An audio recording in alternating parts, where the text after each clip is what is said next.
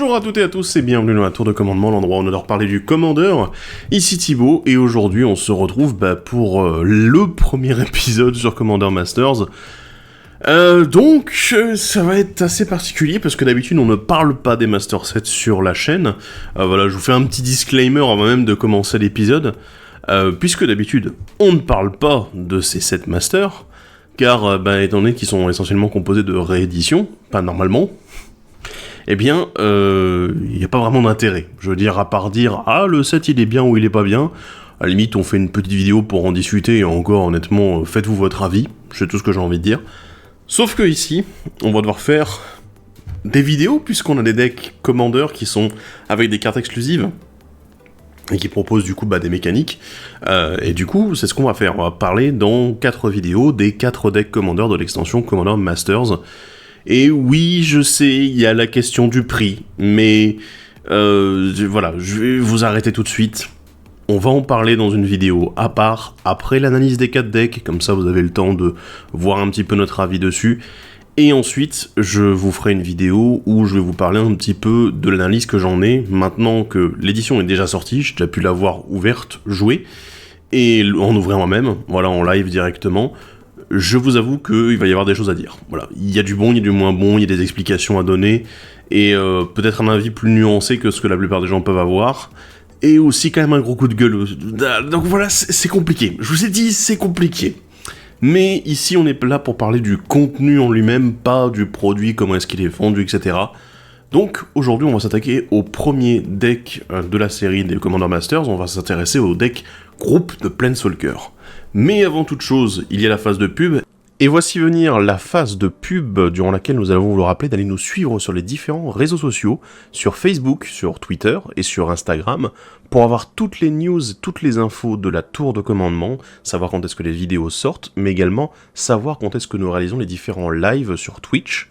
Et si jamais vous ne pouvez pas assister au live, vous avez les archives de la tour de commandement pour voir les replays de ces live Twitch. Nous en profitons également pour remercier les tipeurs de la tour de commandement. Sans eux, rien ne serait possible, car ils nous soutiennent financièrement chaque mois ou ponctuellement et nous permettent de continuer à investir dans les différents projets de la tour. Donc un grand merci à eux, et si jamais vous souhaitez les rejoindre, c'est dans la description de la vidéo.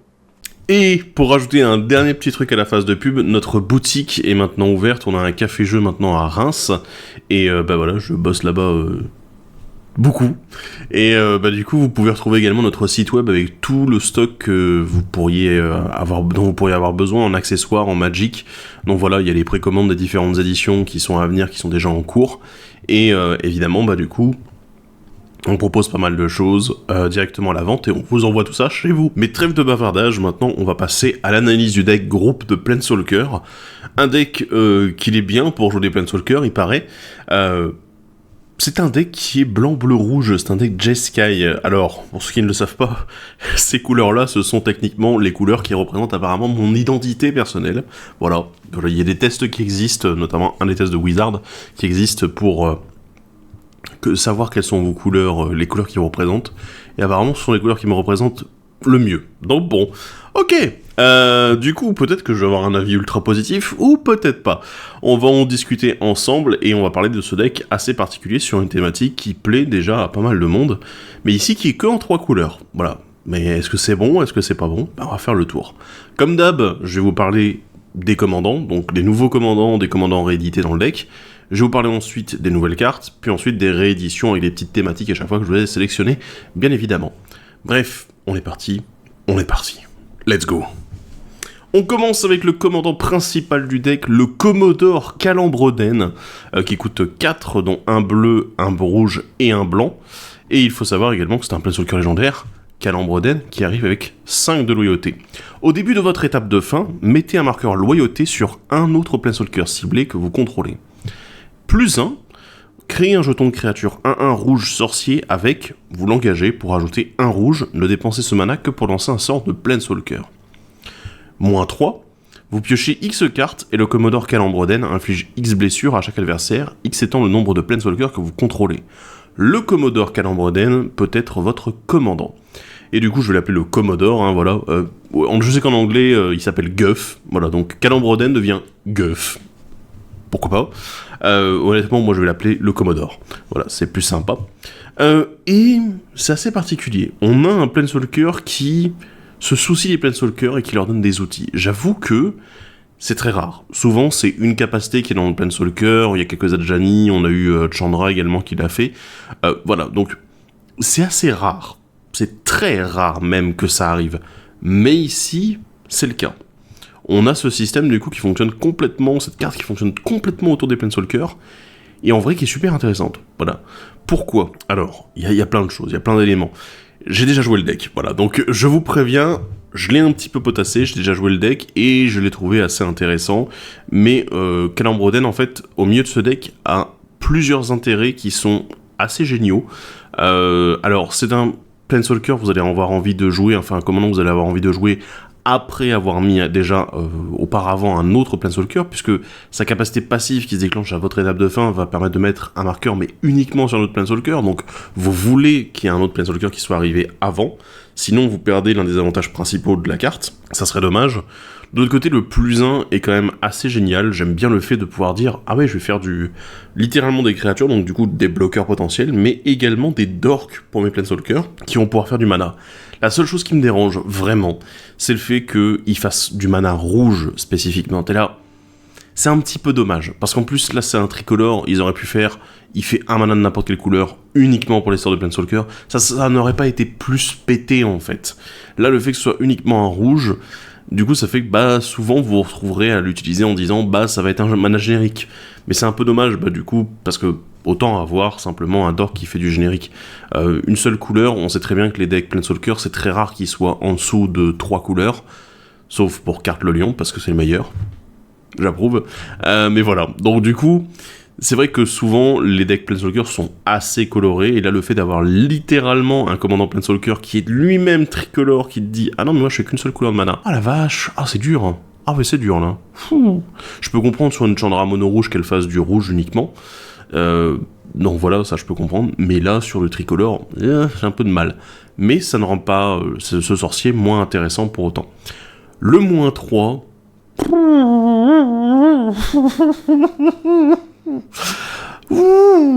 Vous allez vite voir, il y a certaines cartes dans le deck qui rendent ce -3 extrêmement fort, et vraiment, je ne déconne pas du tout. Le -3, c'est la récompense ultime. C'est, j'ai quelques Planeswalkers sur le champ de bataille, ne serait-ce que 3 ou 4, je veux dire, je joue Commodore, bam, je peux activer directement le -3, ça c'est génial, voilà, on est là, super, c'est un moyen de repiocher les cartes, de faire du coup des dégâts aux adversaires, c'est énorme, voilà. Et avec une autre carte du deck, j'ai réussi déjà à mettre sur une partie 12 dégâts en un tour à chaque adversaire, et piocher 12 cartes. C'est juste une autre carte dans le deck qui est, voilà, si elle y était pas, vous l'auriez probablement mis, c'est une réédition, on en reparlera un peu après, mais c'était con. Voilà, et ça peut devenir encore plus con avec les cartes du deck. Donc franchement, l'avantage, alors, il y a un inconvénient, ça demande à ce qu'en effet vous ayez un setup de Planeswalker qui soit suffisamment conséquent.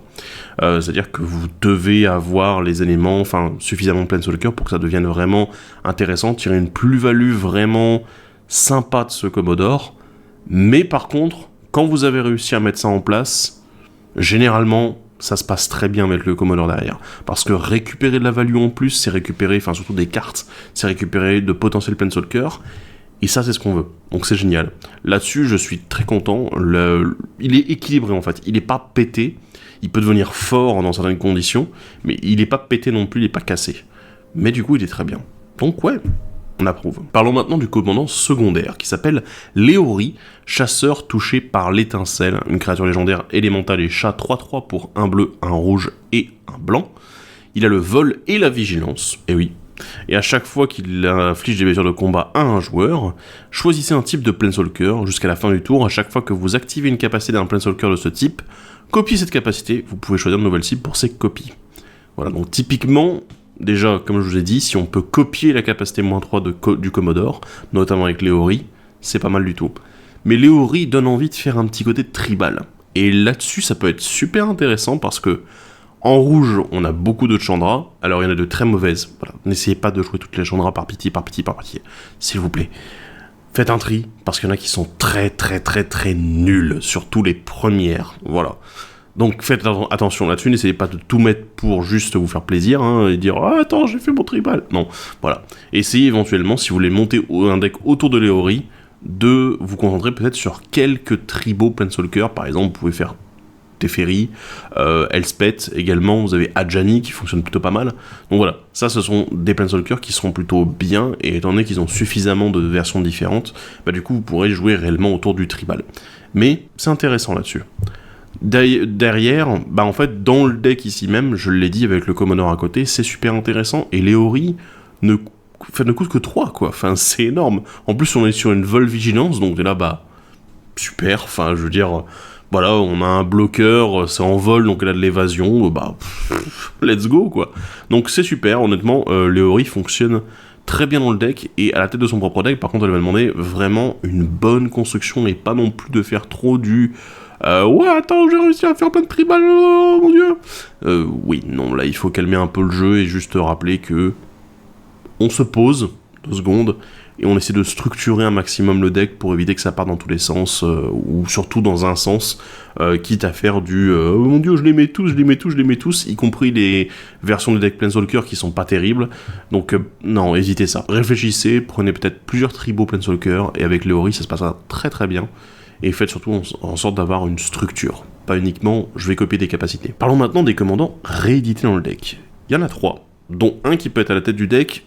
Je ne sais pas si vous aurez envie de le jouer, c'est un très bon commandant en général, mais pour les decks Planeswalker, peut-être pas celui auquel on pensera en premier, c'est Narset, maîtresse éclairée, du coup qui est une créature légendaire humaine et moine, 3-2, voilà, qui coûte 6 dont un bleu, un rouge et un blanc, initiative et défense talismanique, et à chaque fois qu'elle attaque, on exile les 4 cartes dessus de la bibliothèque, et jusqu'à la fin du tour, vous pouvez lancer les sorts non-créatures parmi elles sans payer leur coût de mana.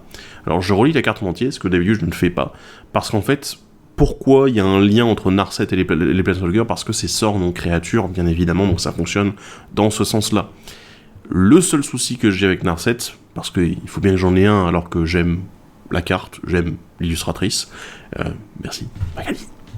Donc voilà. Mais du coup, le seul souci que j'ai, c'est que Narset coûte 6 mana. Donc en fait, la plupart du temps, vous aurez déjà lancé des Planeswalkers avant. Et à moins de commencer à jouer gros ramp sur Narset, en fait, ça donne envie de se dire, bah oui, mais si je peux ramper sur Narset, pourquoi pas simplement ramper dans mes Planeswalkers? Voilà. Voilà, donc c'est la petite réflexion. En effet, ça peut être bon, ça peut être intéressant aussi, c'est une autre façon de jouer. Vous pouvez vous lancer là-dedans, je pense que ça reste quand même très viable, mais il faut quand même une masse critique de Planeswalker puisque vous ne regardez que 4 cartes, voilà. Ou un moyen de trier le dessus de la bibliothèque, ce qui peut être intéressant. Certains Planeswalker permettent de le faire d'ailleurs, donc vous pouvez vous intéresser aussi, ça peut être assez cool comme synergie entre les deux. Donc ouais, pourquoi pas. Mais c'est pas, en effet, c'est pas le commandant qui me vient en premier, même si je sais que certains l'ont déjà tenté, bien sûr. Donc voilà, Narset, maîtresse éclairée, une alternative intéressante. Mais parlons maintenant de 2 autres commandants qui, eux, ne sont pas possibles d'être mis à la tête du deck, et en plus, ce sont techniquement des cartes qui sont déjà dans le set. Mais comme elles sont également dans le deck, je suis un petit peu obligé d'en parler là-dessus. On a, en plus, il y a de très bonnes raisons, on a Mangara le diplomate et Kazul tyran des falaises. Alors, les deux fonctionnent très bien, bien évidemment, puisque, en fait, ils prennent en compte, contrairement par exemple à Prison Fantomale et à Propagande, voilà, faites attention, ces cartes ne sont pas bonnes avec les Planeswalkers, pour la raison que je vais vous citer maintenant, simplement parce qu'en fait, ces cartes-là, Prison Fantomale et Propagande, font en sorte que si jamais c'est vous qui êtes attaqué, en fait, les adversaires vont devoir payer du mana en plus. Ici, pour Mangara et Kazul, en fait, c'est pas fait de la même façon, c'est soit s'ils attaquent directement les Planeswalkers que vous contrôlez avec Mangara, voilà, donc là c'est précis. Kazul, c'est le fait que vous soyez le joueur défenseur. Et si en effet, si on attaque un de vos Planeswalkers, vous êtes toujours le joueur défenseur. Chose très différente qui ne fonctionne pas avec Prison Fantomale et Propagande. Donc faites attention là-dessus. Mais du coup, ces 2 cartes-là sont très bien parce qu'elles protègent. En plus, alors bon, Kazul crée des bodies, c'est exactement ce qu'on veut, parce qu'il nous faut de quoi bloquer éventuellement pour protéger nos Planeswalkers. Voilà. Et Mangara, alors Mangara qui valait un prix absurde, voilà, je vais parler un peu cote pour une fois, ça m'arrive pas souvent, mais je vous avoue que j'ai un peu ragé quand j'ai dû obtenir la carte pour mon propre deck Planeswalker blanc-rouge, et j'étais là, le prix était hallucinant, et maintenant, ça va mieux. Voilà, donc c'est une carte qui valait une couille pour rien. Et voilà. La carte est bonne en fait. La carte est vraiment bonne, il y a la plus-value dessus, donc ça fonctionne. Parlons maintenant des nouvelles cartes du set. Enfin, des nouvelles cartes du deck surtout. Et on va commencer fort avec le Flambeau des Sentinelles, un artefact qui coûte 3 dont 1 blanc. Il arrive avec 3 marqueurs loyauté sur lui. Et vous pouvez l'engager pour faire un mana blanc, c'est donc un caillou. Et en plus, chaque fois qu'un Planeswalker arrive sur le champ de bataille sous votre contrôle, si le flambeau a des marqueurs loyauté sur lui, vous pouvez déplacer un de ces marqueurs loyauté vers le Planeswalker en question. Donc, ok. Très bien. Alors, un caillou qui ne fait que du blanc. On avait des sorciers qui faisaient que du rouge. Là, on a un caillou qui fait que du blanc. Pourquoi pas. L'avantage, en fait, c'est que, mine de rien, le petit marqueur en plus sur certains Planeswalkers, il peut être super utile. Notamment parce qu'il existe des Planeswalkers qui, en fait, il leur manque généralement que 1 de loyauté pour faire une capacité plutôt forte, qui est l'ulti. Donc généralement la dernière capacité relativement puissante et qui demande beaucoup de marqueurs de loyauté, souvent beaucoup plus que le nombre de départ. Et mine de rien, ça peut être assez utile, d'autant plus que si jamais vous avez des trucs qui, par exemple, doublent le nombre de marqueurs qui doivent être mis sur vos Planeswalkers, ça peut être super fort, ça peut être très très intéressant. Là-dessus, j'avoue que le flambeau est pas mal efficace. De l'autre côté, mine de rien, ça reste quand même une bonne carte, sans commencer à dire « oui, je vais réussir à faire un truc alambiqué qui va vraiment éclater la carte », en fait ça fonctionne. Et de l'autre côté, comme ce sont des marqueurs qui sont sur le flambeau des sentinelles, si vous proliférez, vous pouvez proliférer dessus.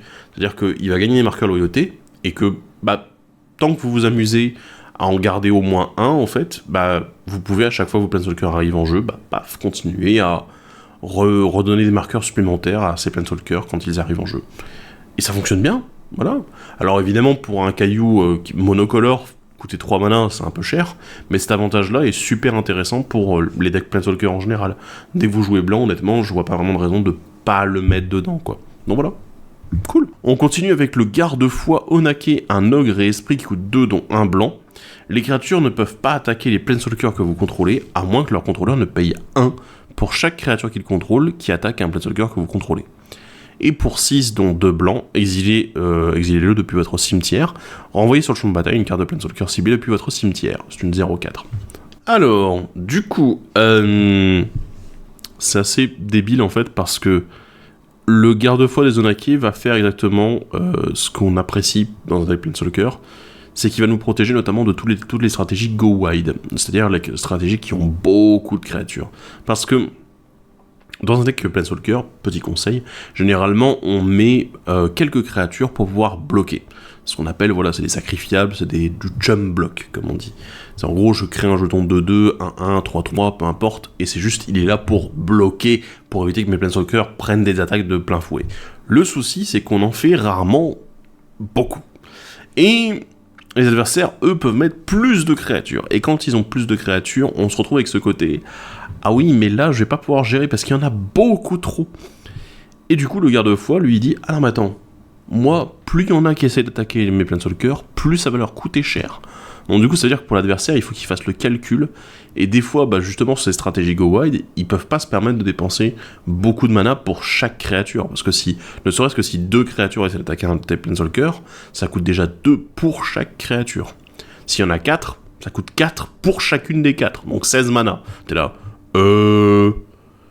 ouais, ça fait beaucoup quand même, ça fait vraiment beaucoup. Donc bon, du coup on limite énormément ce côté go wide où il y a beaucoup de créatures qui essaient d'attaquer nos Planeswalkers pour les gérer. C'est pour ça qu'il est génial. En plus lui-même c'est une 0/4, donc un très bon bloqueur. Il a en plus sa récursivité dans le cimetière en utilisant comme un sort de réanimation. Je veux dire, c'est génial. En plus, il y a des Planeswalkers qui coûtent le même coût, qui peuvent être un peu chers, et c'est parfois peut-être un petit peu compliqué éventuellement de les récupérer depuis le cimetière. Le garde-foi est super là-dessus, donc franchement, moi j'apprécie beaucoup la carte. On continue avec un nouveau Planeswalker. Et oui, il y en a quelques-uns quand même dans le deck. On a Teyo, tacticien géométrique, un Planeswalker légendaire Teyo qui coûte 3 dont 1 blanc. Il arrive avec 3 de loyauté, et quand il arrive sur le champ de bataille, créer un jeton de créature 0/4 mûr avec le défenseur et le vol. Plus 1, vous et un adversaire ciblé piochez chacun une carte. Et -2, choisissez gauche ou droite, jusqu'à votre prochain tour, chaque joueur peut uniquement attaquer l'adversaire le plus proche dans la dernière direction choisie et les Planeswalkers contrôlés par cet adversaire. Ok, donc... Alors, on a de la pioche dessus, sympa. Alors oui, ça fait piocher également l'adversaire. Mais c'est pas si grave, je vous rappelle qu'on a également un Jace Beleren qui existe, et qui fonctionne dans le même genre, sauf que lui, il fait piocher tout le monde. Donc bon, pourquoi pas. En plus, ça permet de rééquilibrer, de faire un petit peu de politique à la table, c'est cool. Et de l'autre côté, on a le -2, qui est un Pramikon sur pattes. Ouais, Pramikon, ce gigantesque mur qui force les gens à attaquer dans une direction et pas dans l'autre. Nice. Je veux dire, là, c'est exactement ce qu'on veut. Avoir un adversaire à côté qui, du coup, ne pourra pas trop attaquer, et donc se protéger, peut-être sans faire un allié en disant « Bah tiens, non, mais je te fais piocher, vas-y ». Après, le seul inconvénient que je trouve à Teio, c'est qu'on a envie de faire son -2 très régulièrement, si c'est pas tous les tours. Du coup, ce qui fait qu'il faudrait presque proliférer. Bon, alors du coup, on a le Commodore qui peut nous aider là-dessus, mais il nous faudrait encore systématiquement gagner 2 marqueurs par tour pour pouvoir utiliser la capacité de Teio à chaque fois. Et ça serait génial, parce que c'est vrai que maintenir ce côté « Ah oui, attends, t'es obligé d'attaquer dans ce sens-là », et ben ça peut être un énorme avantage pour nous. Bon, ou alors c'est un avantage temporaire si jamais vous ne pouvez pas proliférer. Mais il est intéressant dans son fonctionnement. Voilà. Passons maintenant au bleu, avec le visionnaire Forge Étincelle, une créature humain et sorcier qui coûte 3 dont 1 bleu. Au début du combat pendant votre tour, choisissez n'importe quel nombre de Planeswalkers ciblés que vous contrôlez. Jusqu'à la fin du tour, ils deviennent des créatures 3/3 bleus, oiseaux, avec le vol, la défense talismanique, et à chaque fois que cette créature inflige des blessures de combat à un joueur, regard 1, ce ne sont plus des Planeswalkers, les capacités de loyauté peuvent toujours être activées, et c'est une 0/5 de base. Bien, oui, parce que techniquement, quand un Planeswalker devient une créature, il garde toujours ses capacités de loyauté, alors, sauf mention autre, hein, bien évidemment, il garde ses capacités de loyauté et ses marqueurs loyauté. Du coup, si jamais il prend des blessures, il ne perd pas de marqueur loyauté, puisque ce n'est plus un Planeswalker. Ça c'est marrant. Et du coup, bah en fait, ouais, ça fonctionne très bien. J'avoue que j'étais très intrigué de ce qu'ils allaient pouvoir faire avec les nouvelles cartes, et je m'attendais un petit peu à ce que propose le visionnaire ici. Vraiment ce petit côté, ah bah tiens non, on va transformer tous mes Planeswalkers en créatures pour pouvoir taper avec. Et ça c'est très intéressant parce que ça montre aussi quelque chose que généralement les Planeswalkers n'ont pas, ou ils n'ont pas assez, c'est de l'agressivité. Souvent ils font de la value en fait. Vas-y, je pioche des cartes, faire du mana, mettre un peu de dégâts à droite à gauche une fois de temps en temps, mais vraiment c'est juste, je fais de la value. Voilà, mes créatures je les grossis un petit peu, tout ça, je me crée des nouvelles créatures, éventuellement avec les jetons, je détruis une créature ou deux, t'es là, ouais, bon vas-y, je fais tout ça avec mes Planeswalkers. Mais là, on a l'occasion de les utiliser comme des ressources pour attaquer. Et ça, c'est super intéressant, parce que là, vraiment, le visionnaire, il n'y a aucune limite. C'est pas genre, ah tiens, tu peux en transformer 2. Non, c'est, t'as 10 Planeswalkers, tu peux transformer les 10 en disant, vas-y, paf, on va attaquer comme des gros bourrins, là. Ouais, c'est parti, let's go. Et moi, j'adore. Honnêtement, j'adore beaucoup. Je trouve que le visionnaire, bah en fait, il est très bien, c'est exactement ce qu'on veut. D'ailleurs, en plus, il nous permet de faire du regard. Donc voilà, quand les Planeswalkers touchent, ce qui est super. Je veux dire...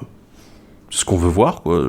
Avoir un petit peu de contrôle dessus de la bibliothèque pour dire, bah, ok, je vais utiliser ça à mon avantage, piocher plus de Planeswalker, pourquoi pas. Et la seconde carte bleue, c'est un nouveau Planeswalker. C'est Vronos, Inquisiteur masqué, qui n'est pas si nouveau que ça, pour ceux qui ont joué au jeu Magic, non pas Magic Arena, mais les jeux Magic directement sur PC. Eh bien, c'est un Planeswalker légendaire Vronos, qui coûte 5 dont 2 bleus, et il arrive avec 5 de loyauté, plus 1, jusqu'à 2 autres Planeswalkers ciblés que vous contrôlez passent hors phase au début de la prochaine étape de fin, donc ils sont comme s'ils n'existaient pas. Moins 2 pour chaque adversaire envoyé jusqu'à un permanent non-terrain ciblé que ce joueur contrôle de la main de son propriétaire, et moins 7, un artefact ciblé que vous contrôlez devient une créature artefact 9/9, construction, et acquiert la vigilance non destructible, et cette créature ne peut pas être bloquée. Oula, il y a beaucoup de choses, hein, je sais pas vous, mais moi je suis un petit peu... wow. C'est d'accord, il y a pas mal de choses. Le plus 1 est génial, parce que oui, en effet, pour la protection de Planeswalker, c'est super. En plus, alors, c'est le seul problème majeur, mais il ne peut pas se protéger lui-même. Donc bon, là-dessus, il va falloir trouver d'autres moyens, mais bon, c'est rarement un souci. Mais on sent que Vronos, c'est vraiment un Planeswalker qui est fait pour les decks Planeswalker, quoi, pas pour autre chose. D'autre côté, en fait, on a de la gestion et on a littéralement la transformation en gros artefact imbloquable. Là, ok, d'accord. J'avoue que le -2, je trouve un peu sexy, hein, voilà, dire, ah bah tiens, je renvoie un permanent dans la main de chaque adversaire. Là, ok, d'accord, bon, cool. Le -7, je suis beaucoup moins fan, voilà. Pour moi, le +1 et le -2 vont être les deux moteurs principaux du coup d'utilité de ce Vronos.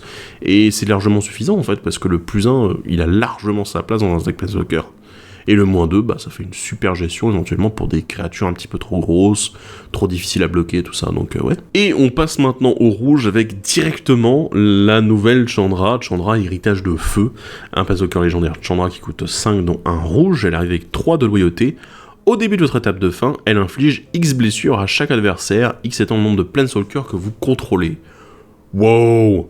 +1, ajoutez un rouge pour chaque Planeswalker que vous contrôlez. Et 0, choisissez n'importe quel nombre de permanents que vous contrôlez, retirez un marqueur loyauté de chacun d'eux, exilez autant de cartes dessus de votre bibliothèque, vous pouvez les jouer ce tour-ci. Ok, beaucoup de choses intéressantes, d'autres un peu plus discutables. Elle coûte relativement cher quand même cette Chandra, on va pas se mentir. Mais son effet passif à chaque étape de fin, enfin chacune de vos étapes de fin, est assez violent. Là c'est sûr, je peux pas le dire autrement, c'est juste très violent, parce que mettre des blessures en fonction du nombre de Planeswalkers, c'est exactement ce qu'on veut. On veut mettre des patates, on veut que ça soit une récompense en soi. Donc la Chandra Héritage de Feu, c'est un peu le haut du panier.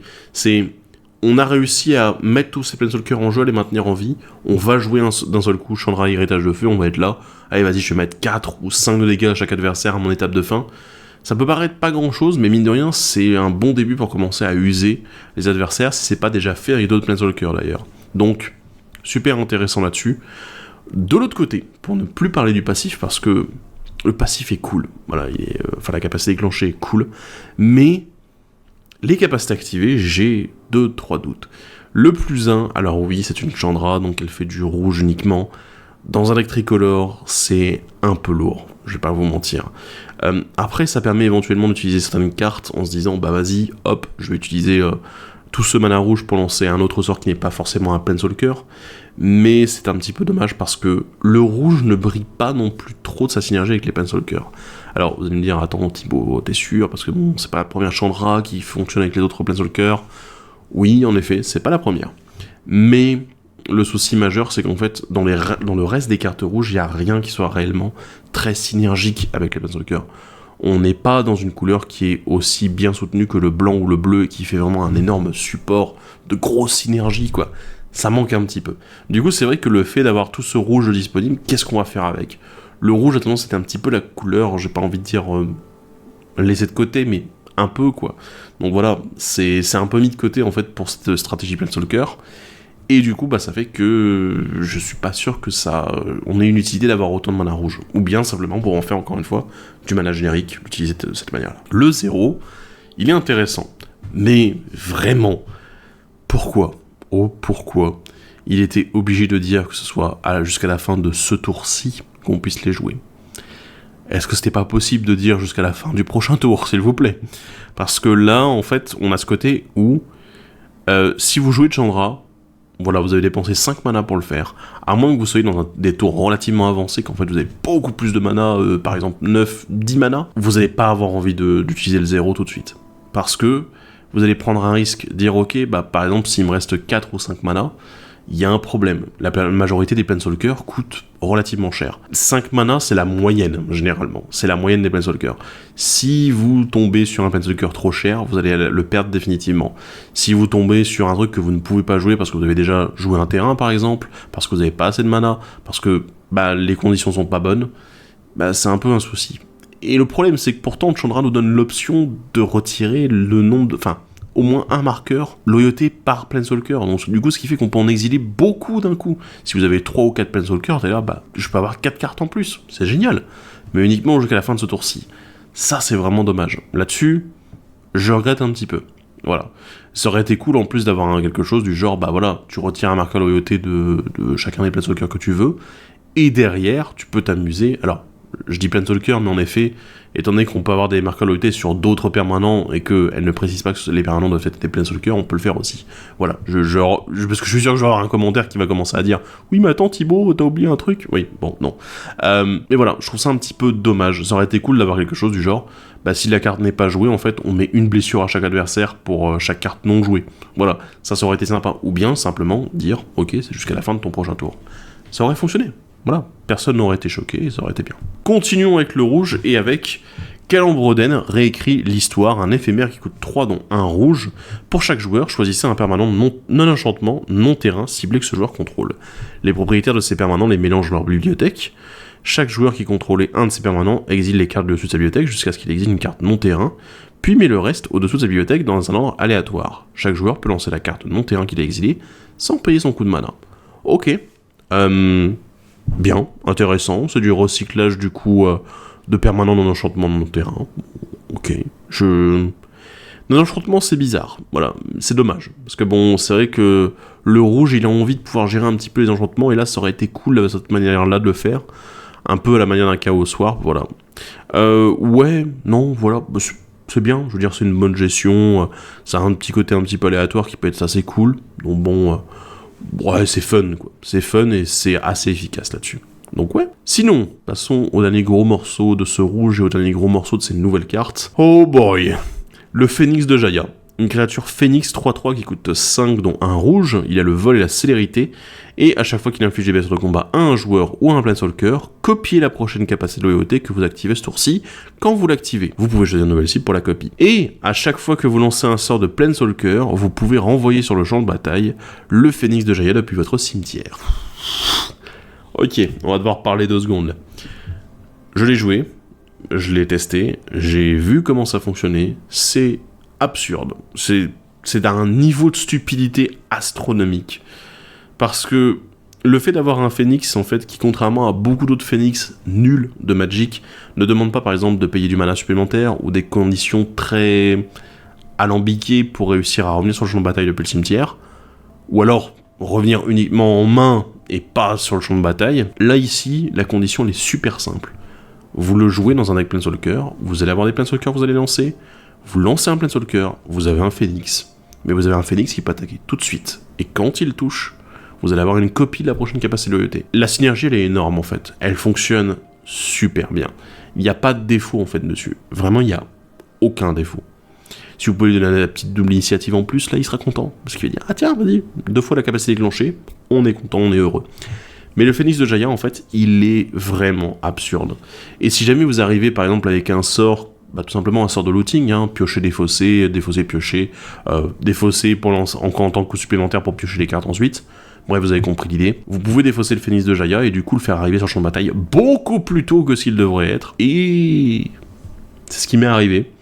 Je vais pas vous mentir, c'est ce qui m'est arrivé. Et quand on a un Phénix de Jaya qui arrive un tour plus tôt que prévu et qui peut copier la capacité de votre commandant, c'est pas mal.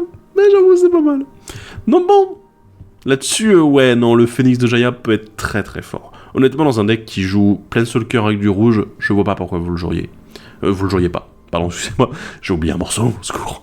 Voilà, mais je ne vois pas pourquoi est-ce que vous ne le joueriez pas. Là-dessus, il est exceptionnel. Il tape bien, je veux dire, il a les capacités qu'on s'attend à avoir, il a l'évasion, il a cette synergie, c'est vraiment, tu joues le Planeswalker, bah vas-y, hop, je te récompense, et paf, tu vas pouvoir copier une capacité. Génial, génial. Et sur certaines capacités de loyauté, je pense que vous allez faire un petit peu le tour, réfléchir, dire, attends, qu'est-ce que j'ai comme Planeswalker qui ont des capacités vraiment chiantes ou vraiment efficaces ? Et dites-vous que à la place de l'avoir une fois, vous pouvez l'avoir 2 fois, simplement parce que vous avez tapé avec le Phénix. C'est efficace. Bref, passons maintenant aux rééditions. Et bien évidemment, la première partie de ces rééditions va être dédiée aux Planeswalker. Et ouais. Eh bien oui, on va parler évidemment des Planeswalkers qui sont réédités. Pas de tous, parce qu'il y en a vraiment qui sont mauvais. Pas beaucoup, mais il y en a qui sont mauvais. On a du coup, dans les Planeswalkers réédités qui sont super cool à voir, Elspeth championne du soleil, Narset déchireuse des voiles, et Chandra fournaise éveillée. J'avoue que quand j'ai vu Elspeth et Chandra, j'étais là, wow! Ah oui, ils ont mis les bons, quoi, là il y a du matos. Oui, en effet, il y a du matos. Parce que bon, Elspeth, c'est quand même l'un des Planeswalkers aujourd'hui. Si vous jouez blanc, Elspeth Championne du Soleil, vous pouvez difficilement passer à côté parce que 3 jetons, je vous l'ai expliqué tout à l'heure, si vous voulez protéger vos Planeswalkers, il vous faut des bloqueurs. Et avoir des Planeswalkers qui créent 3 bloqueurs en même temps, eh ben il n'y en a pas d'autres. Voilà, donc du coup vous êtes prévenus. Elspeth Championne du Soleil fonctionne super bien dans le deck, et c'est exactement ce qu'on veut. On a de quoi gérer également les grosses créatures, c'est exactement ce qu'on veut. Je veux dire, il y a tout, la carte a tout. Donc voilà, c'est super. C'est un peu cher, mais c'est super. La Narset, elle est très bien, parce que bon, voilà, ça limite et tout, mais surtout en fait le -2 est super utile. Parce qu'encore une fois, on va chercher des cartes non créatures, ce qui veut dire que on peut aller chercher de nouveaux Planeswalkers. Et ça, c'est intéressant. Et là, Chandra, Fournaise éveillée, bah, c'est un des moyens de gagner, en fait. Voilà. Il y a de la gestion dessus, mais il y a surtout un moyen de mettre des emblèmes qui vont mettre des patates, en fait, aux adversaires. C'est exactement ce que vous voulez la plupart du temps. Donc, ça fonctionne, quoi. Ça fonctionne complètement. Continuons avec d'autres Planeswalkers, notamment Chandra, Torche de la Défiance, Sarkhan l'Insoumis et Narset des Traditions. Alors, 3 Planeswalkers très différents, mais très intéressant. Bon, la Chandra, Torche de la Défiance, je suis pas sûr que j'ai réellement besoin d'expliquer pourquoi. Je veux dire, on a de la plus-value avec de la pioche en plus, on a du mana, on a de la gestion, et en plus on a un emblème qui met des grosses patates. Donc oui, en effet, la Chandra est plutôt complète. Sarkhan l'Insoumis, lui, c'est un petit peu ce que je disais tout à l'heure. Il y a très peu de cartes qui font... Enfin, il y avait quasiment aucune carte, à part ce Sarkhan, qui permettait de faire en sorte de transformer vos Planeswalkers, et de leur permettre de mettre des patates de forain. Ce Sarkhan-là le permet complètement. Donc oui, c'est génial. C'est exactement ce qu'on veut, et en plus il protège vos Planeswalkers. Enfin, il dissuade l'attaque, notamment. Donc ouais. Et la Narset des Traditions, bah, un peu comme la Narset des Voiles, bah en fait, c'est un petit peu pareil, c'est que on a de la plus-value dessus avec du mana, mais aussi de la pioche, en fait, derrière. Et c'est ce qu'on veut en fait, on veut de la plus-value pour nos sorts non créatures, pour continuer de fonctionner dedans. Et elle est cool, elle est vraiment cool, elle fonctionne bien. Et enfin, je ne pouvais pas finir de parler des Planeswalkers sans parler de celle-ci. C'est pas la plus rare, c'est pas la plus difficile à obtenir, mais c'est ma chouchoute. Et surtout en fait, elle fonctionne très très bien dans les decks avec Planeswalkers en général. C'est Sahéli Sublime Artificière. Et ouais, parce que simplement, on lance des sorts non créatures avec nos Planeswalkers, créer automatiquement un bloqueur qui va avec, ça fait super plaisir. Voilà. C'est généralement ce qu'on veut, c'est voilà, se dire bah, j'ai créé un petit bloqueur, c'est super. En faisant exactement ce qu'on voulait, c'est-à-dire simplement lancer nos Planeswalkers. Bah oui, on va pouvoir bloquer. On continue avec des cartes qui synergisent avec les Planeswalkers, parce qu'évidemment on va être obligé de parler de tout ça. Rassurez-vous, je vais parler aussi de quelques autres cartes qui sont intéressantes dans le deck, mais il y a évidemment beaucoup de choses qui synergisent avec ces Planeswalkers-là. Il y a notamment 3 serments. Serment de Gideon, serment de Jace et serment de Teferi. Oui, il n'y en a que 3. Il en manque un, et dites-vous que, voilà, petite info, rajoutez-le. Voilà, le serment qui manque, le serment de Chandra, rajoutez-le en plus. Voilà, ne vous posez pas de questions, mettez-le en plus si vous l'avez dans votre collection. Les 3 sont bien, en fait. Le serment de Gideon, je l'apprécie tout particulièrement parce que création de jetons, à l'arrivée en jeu, ça fait plaisir, tout ça. Les marqueurs de loyauté en plus, c'est sympa, j'aime bien, c'est cool. Comme on disait tout à l'heure avec le flambeau des sentinelles, pareil, si on cumule les deux, t'es là, ah bah 2 marqueurs, en plus à l'arrivée en jeu, enfin c'est génial, quoi. T'es là, c'est super. Le serment de Jace, il est très bien, parce que bon, on a un petit recyclage de main, mais on a aussi moyen de filtrer la pioche au début du tour. Ça c'est super, ça récompense vraiment à fond, et ça permet de continuer à snowball en fait nos Planeswalkers et dire j'en ai déjà, mais je vais en avoir plus quoi. Et le serment de Teferi, il est con quoi, il est con. Je veux dire, il augmente l'augmentation d'utilisation l'utilisation des capacités Planeswalkers, donc voilà, t'es là, bah oui. Évidemment qu'on le veut, évidemment. Ah. Donc bon, il est très bien. D'autres cartes un petit peu synergiques avec nos Planeswalkers, voire même très synergiques avec nos Planeswalkers. Annexe de Norn, le Chakou usé par l'honneur et le voile de chêne. Alors oui, là ça part dans toutes les directions, là il y en a dans tous les sens. L'Annexe de Norn, génial, voilà, c'est l'une des rares cartes qui protège nos Planeswalkers, qui les défend, super. Le Chakou usé par l'honneur, waouh. J'avoue que avant la réédition dans le deck de Dominaria Uni sur les créatures légendaires, le Chakou, malheureusement, moi j'en avais pas. Et je ne pensais pas m'en procurer un, parce que c'était une carte un petit peu oubliée. Là, c'est la 2e réédition, et dans ce deck, oh mon dieu, c'est d'une stupidité astronomique. Parce que les Planeswalkers qui soient engagés ou dégagés, ça ne change rien. Du coup, vos Planeswalkers créent du mana incolore. Ça, c'est pas mal intéressant, hein, je vous avoue, là-dessus. Ah tiens, je vais engager mes Planeswalkers, je vais faire du mana incolore. Pas mal. Et honnêtement, pour l'avoir fait en game, c'est astronomiquement con. Voilà, parce que vous allez invoquer plus de Planeswalkers avec ça, et en fait, vous gagnez beaucoup de mana sur un tour de jeu. C'est assez con. Donc ouais, chaque coup usé par l'honneur, Wizard, oui. Et le voile de chaîne, bien évidemment, le deck n'aurait pas été complet sans le voile de chaîne, et ça fonctionne très bien. Je veux dire, voilà, il n'y a pas grand chose à dire, c'est exactement ce qu'on veut. Avoir des capacités, pouvoir utiliser une fois de plus nos capacités, c'est exactement ce qu'on veut dans ce deck. Non, il n'y a pas la combo, puisqu'il y a une combo voile de chaîne qui existe, voilà, avec le Teferi qui n'est pas dans le deck, voilà, vous le saurez. Et ouais, c'est super intéressant, vraiment très bonne carte, on est content de l'avoir ici. Deux autres cartes qui fonctionnent très bien avec les Planeswalkers, alors il y en a une, c'est ma chouchoute. Oui, j'avoue, encore une fois une chouchoute. Mais vous le savez, voilà, j'ai des cartes comme ça, elles m'inspirent beaucoup. Et la première, c'est la canaliseuse de flux, et l'autre, c'est le rayonnement répétitif. Canaliseuse de flux, oui, Wizards, oui. Voilà, c'est ça le message qu'on veut transmettre aux gens. Non, canaliseuse de flux, en fait, est superbe, parce qu'on lance des Planeswalkers, du coup, qui vont faire proliférer avec la canaliseuse de flux sur les autres Planeswalkers qu'on a déjà en jeu. C'est ça qu'on veut, On veut de la synergie, on veut des Planeswalkers qui se boostent entre eux, même si c'est indirect, voilà, parce que peut-être la plupart en ont rien à foutre d'avoir d'autres Planeswalkers en jeu. Canaliseuse de flux, elle fait le lien entre tout ça.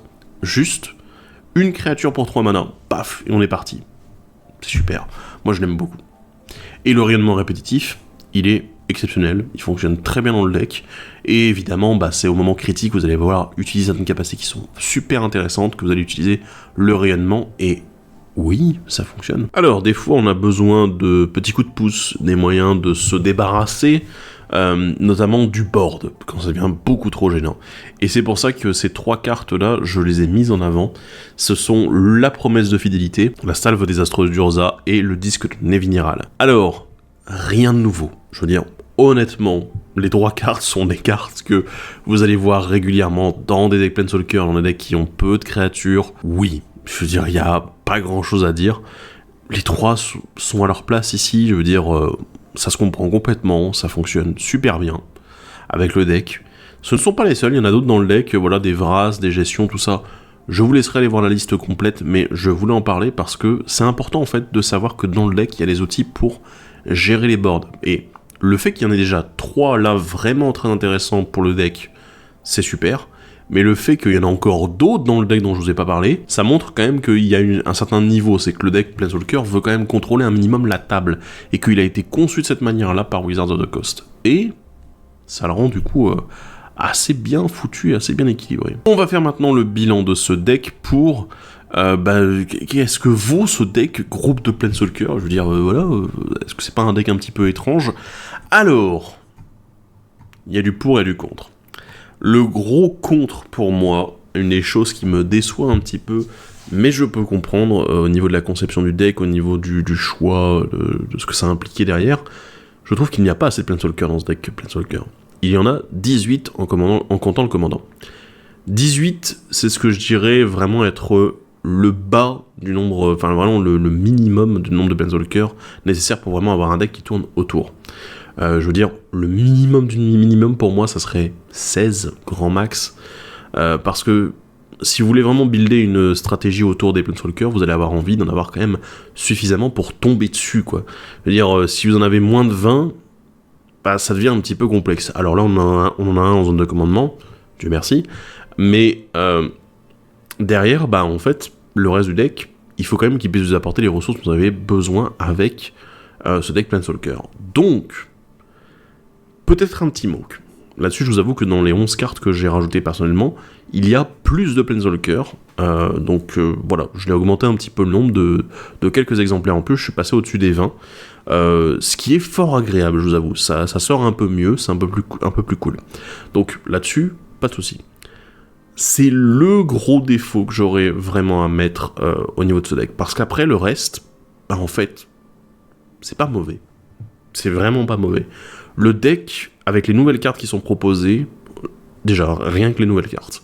Les nouvelles cartes sont pile dans ce qu'on souhaite, dans ce que, je vais même vous dire, dans ce qu'on espère de nouvelles cartes dédiées aux Planeswalkers. On est vraiment sur tout ce qu'il nous faut. Des bonus pour les Planeswalkers, de la protection, beaucoup de protection, également un moyen pour eux d'être un peu plus actifs dans les phases de combat. C'est exactement ce qu'on veut. On a des nouveaux Planeswalkers qui sont synergiques avec les autres Planeswalkers. Franchement, là, j'ai rien à dire. Les 10 cartes qui ont été proposées dans ce deck, les 10 cartes exclusives, sont à un niveau exceptionnel. Moi, je les trouve vraiment très très bonnes. Et c'est ce que je veux. Je veux dire, là-dessus, je me dis, j'ai presque envie d'en changer un de mes decks, mon deck blanc-rouge Planeswalker que j'ai actuellement, et en fait de fusionner avec celui-ci en disant, vas-y, je vais mettre les Planeswalkers, je vais garder en fait l'essence, et je vais garder le Commodore à la tête du deck. Ça se passera très bien. Mais là-dessus, en fait, je trouve que vraiment les cartes exclusives sont géniales. Le deck, globalement, a été bien pensé, parce que derrière, la plupart des Planeswalkers qui ont été mis, alors, excepté les quelques-uns qui sont pas très bons, bonjour Gideon Jura, secours, s'il vous plaît, en fait, ils sont bien, ils sont à leur place. Alors, il y en a quelques-uns qui sont un petit peu mous du genou, je veux pas vous mentir, il y en a, tu te dis, bon, ça pourrait être un petit peu mieux. Mais en même temps, si Wizards of the Coast avait mis tous les très bons Planeswalkers dans le deck, je vous dis pas la spéculation pour avoir le deck, hein, voilà, ça aurait été assez exceptionnel, et plutôt bien bourrin. Mais, honnêtement, les cartes qui sont dedans sont super. Il y a de très bons Planeswalkers qui sont réédités. Ça fait super plaisir de les voir. Et des Planeswalkers en plus qui sont intelligents, qui vont exactement dans la direction du deck. Donc ça, c'est cool. Et en plus, derrière, on a les outils à Planeswalker. On a le voile de chêne. On a les serments, sauf un.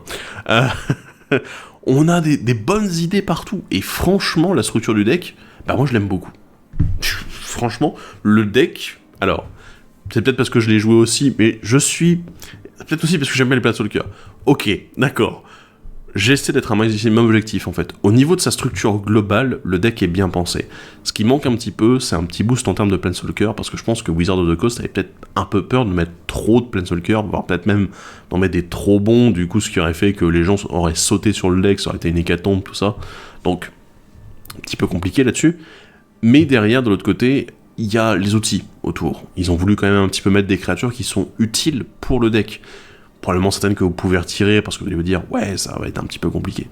Autre chose que je n'ai pas dite, il y a beaucoup, mais alors vraiment beaucoup de cailloux. Tous nos artefacts à mana, il y en a une quantité astronomique dans le deck, vraiment. Enfin, je dis pas ça en exagérant, quoi. Il y a vraiment beaucoup de cailloux dans ce deck. C'est très très rare que je le dise autant, mais là il faut le signaler, c'est qu'il y a vraiment tout le panel possible pour le deck, quasiment. Voilà, notamment tous les cailloux à 2, enfin t'es là, ok.